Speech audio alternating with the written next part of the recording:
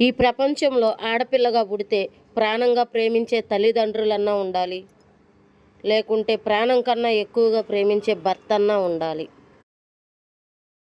ఈ ఇద్దరిలో ఒక్కరు కూడా ఆడపిల్లను పట్టించుకునే వాళ్ళు లేకపోతే ఆ ఆడపిల్ల పడే వేదన, బాధ ఆ భగవంతుడు కూడా తీర్చలేనిది. అక్క ఆడపిల్ల అంటున్నావు, మళ్ళీ భగవంతుడు అంటున్నావు. ఆ భగవంతుడు రాసిన రాతే కదా అక్క మనం ఇలా ఉండటానికి కారణం అని మీరు అనొచ్చు. మన రాత రాసేది ఆ భగవంతుడే, మన రాత మార్చమని మనం అడిగేది ఆ భగవంతుడినే.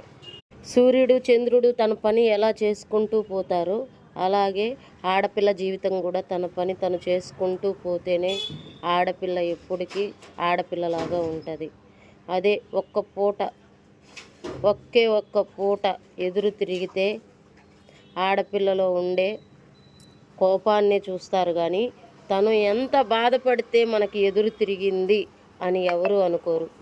అది ఎదురు తిరిగితే దీనికి చూడండి ఎంత అహంకారమో, ఎదురు తిరుగుతుంది, ఆడపిల్లగా ఉండాలి అంటారు. అదే కష్టపడితే పొద్దుగూకులు కష్టమేనా అంటారు.